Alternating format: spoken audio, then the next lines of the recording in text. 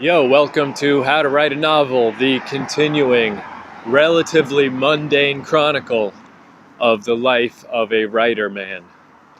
Because this is what it is, man, just picking away, like a pickaxe against a giant rock wall. Every day, you swing the pickaxe, you swing, and you swing.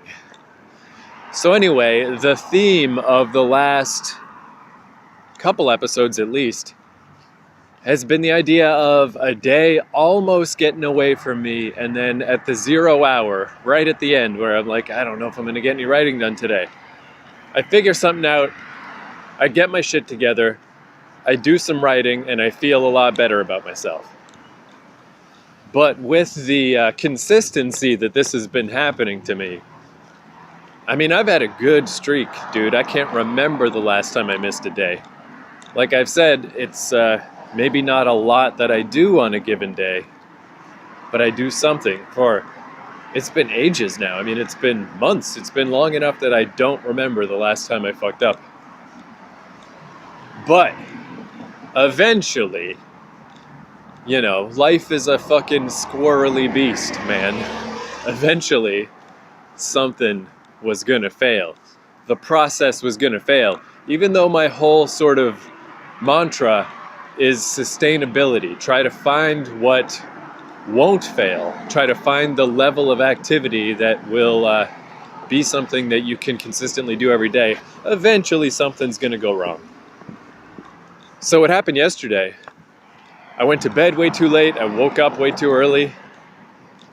I ended up just passing out again. I woke up for like a couple hours, did some stuff. I was like, I gotta lay down, I'm dying. And I just slept through the whole day. So I didn't even wake up and leave the house to go do stuff till 6 in the evening probably. And then, like I said, I'm in this weird part of Scarborough where it's because the lake kind of encroaches on Scarborough. So these streets can't just be straight anymore. Everywhere else in Toronto, all the streets are just straight pretty much. But as you get into Scarborough, particularly down, they just start disappearing. Queen Street disappears, and then the Danforth disappears. They either disappear or they curve. And it gets so confusing so fast, not to mention that there's Danforth Avenue and Danforth Road, which doesn't fucking help. But, I went to the little Tim Hortons near my Airbnb and I did some audio editing stuff. And then I was like, all right, now let's travel out into the great beyond. This seems like a good idea. It's getting late, it's real dark, it's confusing. Let's just walk out there and see what happens. And I got lost, which sometimes it's fun to be lost. But in this case, before I finally found somewhere that was sort of a place I could do stuff, it was basically a McDonald's that was gonna close at 11 and it was already 20 after 10. So I was like, well, I could go in there and just quickly get some stuff done. But it was just creepy. It was like most of the McDonald's was already shut down. A lot of just weird, creepy, probably guys like me. I'm turning into these guys. I look more and more like these guys every day. But just the kind of dudes that are all just hanging out in a McDonald's near closing. I was like, this sucks. I'm not going here. So I kept walking. And man, I got so lost. I mean, I walked around all night. I walked for hours. But it was weird too, because I ended up bumping into places. One of my favorite things about walking around and getting lost is when you suddenly recognize something that you've seen before. It's a crazy feeling to just feel like you're floating in the ocean. You're just lost in the city and nothing is recognizable, and suddenly you recognize something. That happened twice last night. Once when I got off a night bus at the wrong stop and wandered around. This was years ago. I totally forgot about it, but I was just walking and I'm like, wait a fucking second. I recognize this. I've been here before. That's a weird feeling. And then hours later, because I ended up getting turned around, I thought I knew where I was, but I was going the wrong way.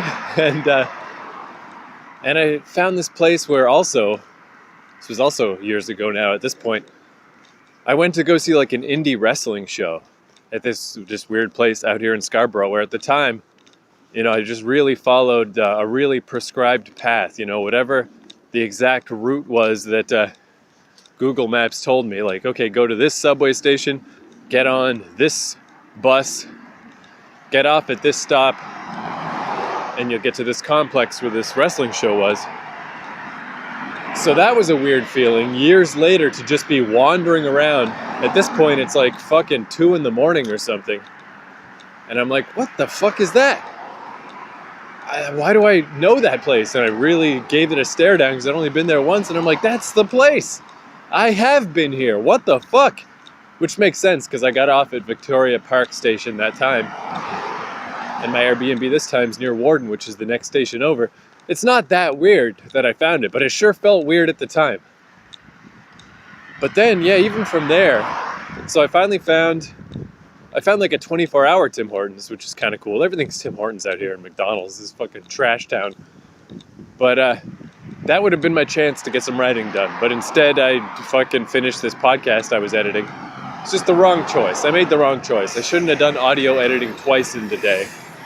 I should have just done that once and then done writing once. It could have been all right. But I didn't. I decided to finish editing this other podcast. It's this podcast, Calling Home, I do with my mom, where I call her from payphones, and the sound was really bad on this particular episode because it was this noisy neighborhood. So I had to spend a lot of time hand editing it to make it listenable. But by that point, it was so late, and then I got lost again. Like, that was the point where, so I was at this Tim Hortons, jumped on the Wi-Fi so I could get my little location, get the map thing to fucking tell me where I was, and then show me the route to get home, which was, yeah, not obvious. I'm like, man, I'm glad I do have this cell phone and that I've got the ability to check maps and stuff now. It really does help because it's just like, I would not have guessed. The route it told me of how to get home was not what my internal measurement was telling me to do. Like, when a street curves, it completely fucks everything up. Especially if it's a gradual turn, because the street is suddenly going a different direction and you don't really realize it, or something in my mind just doesn't really clock that that's what's, north has changed position. So suddenly I'm making all these bizarre decisions based on cardinal directions that are completely wrong. So even that though, even once I got that the Google Map method of how to get home, I still took a wrong turn. I walked 10 minutes the wrong way at one point. I was just like, I was getting pissed. It was so late. I'd been walking so long. This neighborhood is so confusing. And I got this problem. I got to go see like a physiotherapist person about this eventually, where I have flat feet, and I think my hips are kind of out of alignment, and it makes my shoulders not sit level. And it's weird. It's like when I walk for a long time, it's not my feet that hurt, it's not my legs that hurt, it's not my hips that hurt, it's my shoulder. My right shoulder starts to ache really bad. And yeah, I'd walked so much yesterday that I was just like in pain. I had to like pull my arm into my jacket and kind of use the armhole of my jacket as like a little makeshift sling. I was just like, what the fuck? I just need to get home. This is absurd how long I've been walking through the dark, highway-filled weirdness of Scarborough. So that fucking weird, dumb story is just the long way of saying I didn't do any writing yesterday. It finally happened. I got home and I was like, fuck it. I am going to bed. Fuck this. Fuck. As much yammering as I do about how you should never skip a day, and it's worth it just to, even for 20 minutes, just to bear down and do some work. It finally, the day came that I was just like, no, fuck this. I'm going to bed. So there is a point to this anecdote, though. I did have a thought, a writing thought about this, is just what happens? What happens if you miss a day? What happens the day after? What should you do to repent? What should you do to make up for this failure to follow your prescribed path? And I think my advice would be to do nothing out of the ordinary, to just get back to a normal day of writing and just proceed from here as though you had not missed a day, as though nothing had gone wrong, as though nothing had happened. Because today I just went to a McDonald's. Me and my friend Ray started a horror movie podcast. All these podcasts are at keithcourage.com if you're curious. We're going to do Nightmare on Elm Street 2 commentary. So I just had Nightmare on Elm Street 2 playing on my phone, because it's not something I need to watch very closely, just something I got to watch out of the corner of my eye just to, bone up before we do the podcast. And then with my other phone, with my old Droid with the keyboard that I do writing on, I did some writing. Again, just like always, not a ton of writing, but I got a little bit done. I moved a little step forward on all of my projects, and I'm back on track. But I think in these cases, like a common sort of idea that a person might have, because this also went through my mind, is since I missed a day, maybe I should do double today. It stands to reason, right, that if I'm a day behind, if I spend double the time writing today, then I'll be all caught up and it'll be like yesterday never happened. But I think I would actually recommend against that. Because I had that thought, I had that idea. But it's one of those things, it sounds reasonable to say. It sounds easy to do just as a concept. Especially given my work ethic and the amount that I actually work each day, doubling it should not be a huge problem. And even now I'm thinking as I walk home, I could stop by this other Tim Hortons by my place and do another little round of writing, and I might. But I might not. I'm not going to try to push, because basically I think that's kind of the danger, I think. There's many dangers, I think, to the idea of, I'll skip today and I'll do twice as much tomorrow. First off, it kind of gives you that out. It gives you that idea that maybe it's okay to skip a day. Like, that suddenly enters into your little work agreement with yourself. It's like, oh yeah, maybe I can skip today because I'll just do double tomorrow. And that's bad, man. Don't give yourself these outs. Like, that's kind of my whole idea, is that I've crafted a sustainable habit, a sustainable pattern. Here is the amount of work that is a reasonable expectation to make of myself, so that I can and will do it every day. And as such, there's no reason why I can't do it every day, so just do it every day. And yeah, maybe every once in a while a day will slip by, but presume that you will do it every day and just do your goddamn best to do it every day. Don't start complicating things, and don't start giving yourself weird excuses to skip a day. Like, I'll just do double tomorrow. And on top of that, the idea of doing double work, it's double, It is double. It is a lot. To do double your normal amount of work is a huge ask. That is a huge mental energy that it takes to write. It's not the same as making a brick wall. It's a different beast. It's a different ask of yourself. It's a different discipline. And you shouldn't ask it of yourself. Even just today, I got the work done at the McDonald's. I can tell that I worked for about 45 minutes because I was 45 minutes into A Nightmare on Elm Street.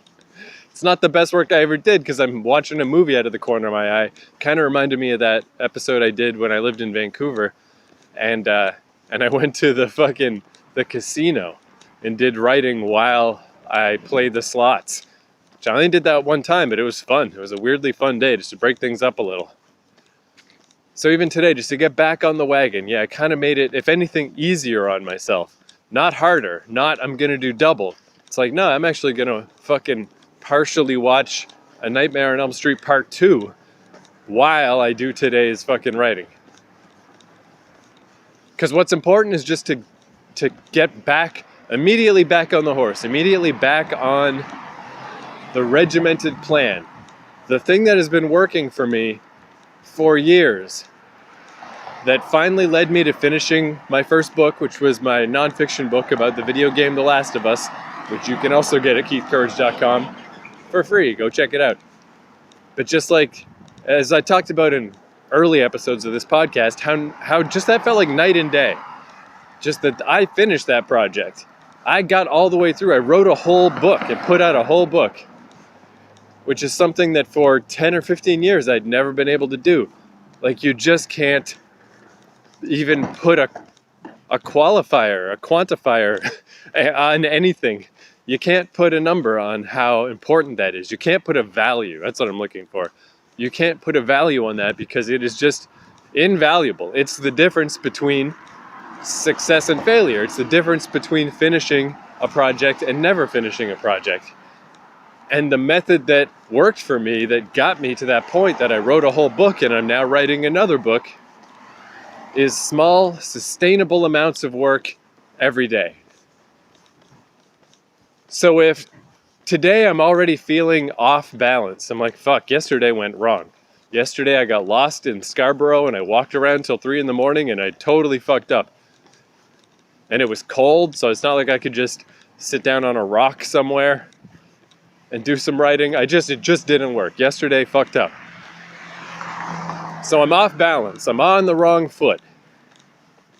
To expect and push myself to do double the work today is just going to add to that feeling of a burden. It's just going to add to that feeling that things are spiraling out of control. It's going to add to that feeling that I'm failing.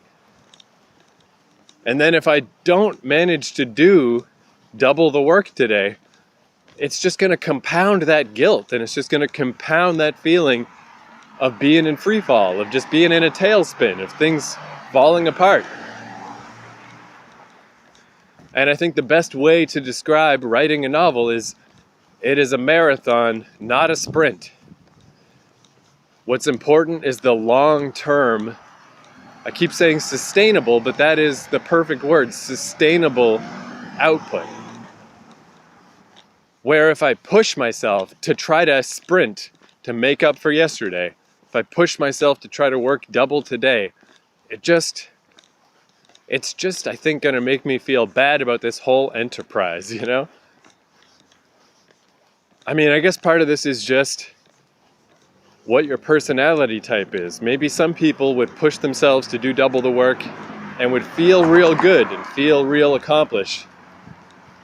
But I do not work like that. I don't feel good by flagellating myself. I don't feel good by putting myself on the rack and torturing myself. That's not the particular neuroses that I have. And again, I just don't think those results are good because it's not like physical labor. It's mental. Yeah, maybe you could work double. Is it going to be double the amount of good stuff? Or is it going to just, like, I just feel like you can feel it in people's writing, or at least I can feel it in my own writing. Let's put it that way. When I'm straining and I'm kind of like torturing myself and I'm pushing to try to force words that I'm not invested in or that I'm not excited by or that I don't feel good about. When you write as though it's bricklaying, that's the kind of results you get. You just get dog shit. You just get whatever, forgettable, rote stories that feel like someone's laying bricks.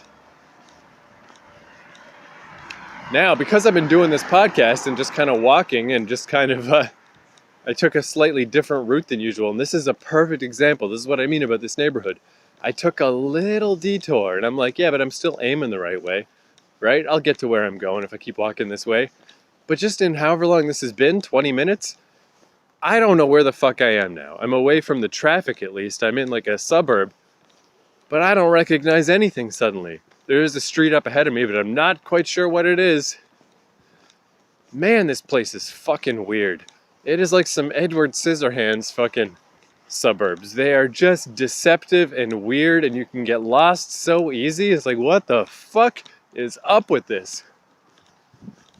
And no, yeah, that thing I was just saying of like, oh, maybe I'll go to the other Tim Hortons and do some more work. No, I won't. No, I will not. I'm going to follow my own advice in this podcast. I did the work for today. It's only mid-evening. It's probably like 7:30 at night, but I mean, it's Canada in fucking October. It's already dark. It's cold. My fingers are freezing off. Fuck this. This day is done. I did it. I did my normal amount of work for the day. I'm not going to try to make up for yesterday. I'm just going to try to make sure that a thing like yesterday doesn't happen again. No guilt, no reprisal, no self-reprisal. There is no deadline. There is no hurry. Getting to the finish line is not what's important. Having a process that you can do for years and years and years, that's what's important. So I'm back on my grind, back on the process, and that's it. That's enough. So that's what happens when you miss a day. Don't do fucking anything. Don't even worry about it. Just continue on the next day as though nothing went wrong. That is my advice. All right, that's enough for this episode. Hopefully this street I'm coming up to is some kind of goddamn street I've heard of before. But if not, I got this map on my phone now. Thank the 7-Eleven prepaid phone gods. All right, for the song of the day, let's play Concrete Bed by Nada Surf. Just because it was the song I was listening to right before I started this podcast, so it's in my head. Good song. To find someone you love, you gotta be someone you love. A trite sentiment, perhaps, but nevertheless true. Okay, thanks for listening. I will talk to you later. Adios.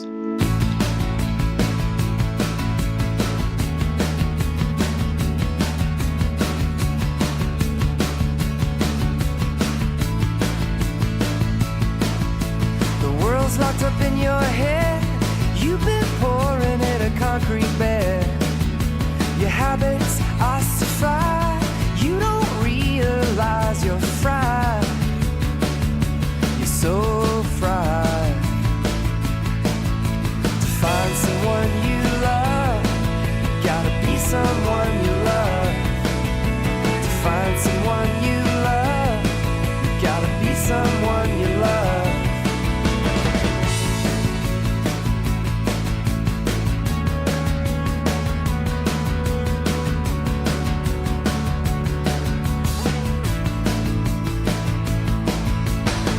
Somewhere in the dim, but it takes years till it sinks in.